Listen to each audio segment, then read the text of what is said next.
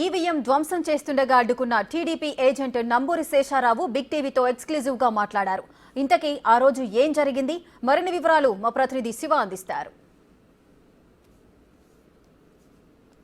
ప్రస్తుతం ఈ నెల 13వ తేదీన పాలవాయి జంక్షన్లో ఏదైతే ఈవీఎం ధ్వంసం చేశారో మాచర్ల ఎమ్మెల్యే, ఆయన దాడిలో గాయపడిన వ్యక్తి శేషగిరి మనతో ఉన్నారు. సార్, అసలు ఆ రోజు ఈవీఎం ధ్వంసం చేసేటప్పుడు లోపలికి వచ్చిన దాకా మీరు ఎందుకు వెళ్ళకుండా ఉన్నారు? లోపలికి వచ్చి ఆయన ఎమ్మటి తోసుకుని వచ్చాడు. ఆ టైం లేదు మాకు ఆయనకి అధికారం ఉంది కదా, వచ్చి చూసుకునే అధికారం ఉంది కాబట్టి మనం ఏం చేయలేకపోయినాం. ఆయన్ని ఎమ్మెల్యే అన్న తర్వాత ఆయన వచ్చి ఎట్లా ఓట్లు జరుగుతున్నాయో చూసుకుంటారు కదా, అట్లా వచ్చిందిలే అనుకున్నాం. ఆయన వచ్చి ఈవీఎం ఒకేసారి తీసి కింద కొడతారు అనుకోలేదు కదా. ఆయన కొట్టగానే అందరూ భయపడి లేచిపోయారు, పరిగెత్తారు బయట, కొంతమంది వెళ్ళిపోయారు ఆయన దెబ్బకి. మరి ఆయన ఈవీఎం ధ్వంసం చేసినప్పుడు నువ్వు లోపలే ఉన్నావా?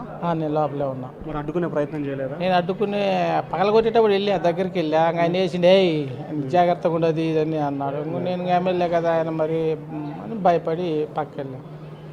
కొద్దిసేపు క్రితం ఎమ్మెల్యే సంగారెడ్డి దగ్గర ఉన్నట్టు పోలీసులు గుర్తించారు, డ్రైవర్ని అరెస్ట్ చేశారు. సో అతన్ని ఏ విధంగా చర్యలు తీసుకోవాలని నువ్వు కోరుతా ఉన్నావు?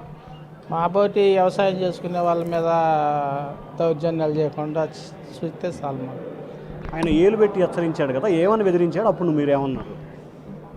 నువ్వు జాగ్రత్తగా ఉండదు ఇది నీ ఎంత చూస్తాను అన్నాడు. మరి ఇంకా భయపడి పక్కకి వెళ్ళిపోయాం. ఎలా బెదిరించాడు మిమ్మల్ని ఆయన? జాగ్రత్త నువ్వు నీ ఎంత చూస్తాను అన్నాడు.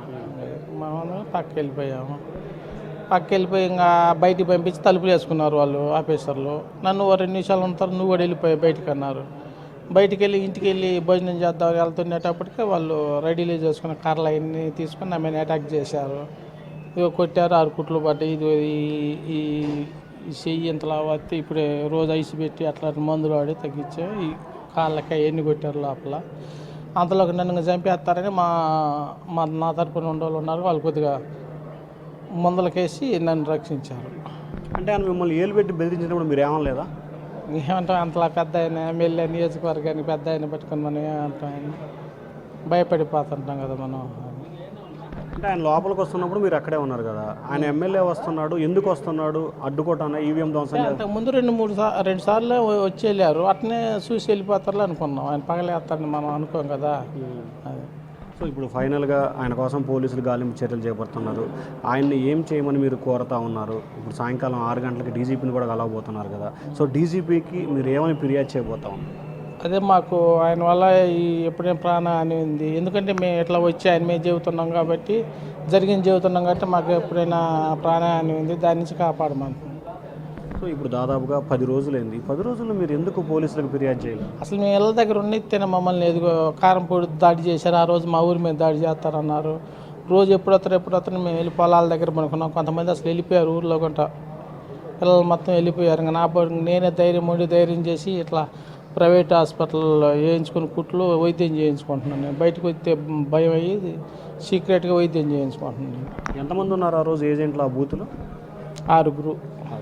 సో ఆ బూత్లో ఎన్ని ఓట్లు ఉన్నాయి? ఎన్ని ఓట్లు పోలైన సమయంలో ఈయన ఈవీఎం పగలగొట్టాడు? ఆయన 250 300 అయినప్పుడు పగలగొట్టారు ఆయన. మళ్ళీ తర్వాత పోలింగ్ స్టార్ట్ అయిందన్నారు కదా. నాకు దెబ్బలు తగిలి నేను హాస్పిటల్కి వెళ్ళిపోయా కదా, బయటికి వెళ్ళిపోయా కదా. ఇంకా నాకు తర్వాత ఎట్లా జరిగింది అనేది నాకు తెలియదు. ఆ తర్వాత 2 ఏజెంట్లు ఉన్నారు లోపల? ఇంకా తెలియదు. నేను హాస్పిటల్కి వెళ్ళి కుట్లు వేయించుకొని ఇంటికి వెళ్ళిపోయా. సో మీ ఇంట్లో వాళ్ళకి కూడా ఇందాక మాట్లాడినప్పుడు బెదిరిస్తున్నారు, హెచ్చరికలు చంపుతాం అంటున్నారు. ఏంటి అన్న మీకు ఏమైనా చెప్పారా మీ ఇంట్లో వాళ్ళు? భయంగానే ఉన్నది, అది ఇదని ఇంట్లో ఉండలేకపోతున్నాం అన్నారు. నేను మటుకు ఆ రోజు నుంచి సెల్ వాడటం మానేసా. ఇంకా ఇట్లా బెదిరింపులు ఎందుకులేని నేను సెల్ వాడటం మానేసా. ఇంట్లో వాళ్ళకి మటుకు వాళ్ళు మీ ఆయన అట్ట చేస్తారు ఇట్లా చేస్తారని బెదిరింపులు వస్తున్నాయంటే నన్ను సీక్రెట్గా పొలాల్లోకి వచ్చి భోజనం ఇవ్వటం అట్లా చేశారు. ఈ 10 రోజుల్లో మీరు ఎప్పుడు కలిశారు మీ టీడీపీ నాయకుల్ని? ఎప్పుడు వీళ్ళందరికీ సమాచారం? బ్రహ్మారెడ్డి గారు మటుకు ఆ రోజే నీకేనే ఉన్నాను అది ఇదని చెప్పారు. ఆయన చెప్పినా కానీ కొద్దిగా ఆ చుట్టుపక్కల ఉండి వైద్యం చేయించుకున్నాను నేను. సో ఇది మొత్తం మీద చూసుకుంటే 1కి 2 సార్లకి నన్ను ఏలుబెట్టి బెదిరించాడు. ఎమ్మెల్యే స్థాయి ఏలుబెట్టి బెదిరిస్తే నేను ఏమాత్రం కూడా దానికి తట్టుకోలేను, పెద్దవాళ్ళని ఢీకొట్టే శక్తి తనకు లేదని చెప్పి కూడా శేషగిరి చెప్తున్నారు. మరొక వైపు ఆ రోజు పోలింగ్ బూత్లోకి 2-3 సార్లు వచ్చాడు కాబట్టి 2-3 సార్లు వచ్చిన నేపథ్యంలోనే మేము కూడా పెద్దగా సీరియస్గా తీసుకోలేదు. ఆయన ఈవీఎం ధ్వంసం చేసిన సమయంలో మేము అందరం అక్కడే ఉన్నాం. మొత్తం 6 ఏజెంట్లు ఉన్నాము. ధ్వంసం చేసిన తర్వాత అధికారులు తలుపులేసి అందరినీ బయటికి పంపించారు. ఆ తర్వాత మేము ఇంకా పోలింగ్ బూత్లోకి వెళ్ళలేదని చెప్పి కూడా శేషగిరి చెప్తున్నారు. వీడియో సురేష్తో శివ, బిగ్ టీవీ, అమరావతి. మాచర్లలో అధికారులు అలర్ట్ అయ్యారు. పిన్నెల్లిపై కేసులు నమోదు నేపథ్యంలో అప్రమత్తమయ్యారు. శాంతి భద్రతలకు విఘాతం కలగకుండా అదనపు బలగాలను రంగంలోకి దింపారు. పిన్నెల్లి అనుచరులను ఎక్కడికక్కడ హౌస్ అరెస్టులు చేసే ప్రయత్నాలు జరుగుతున్నాయి.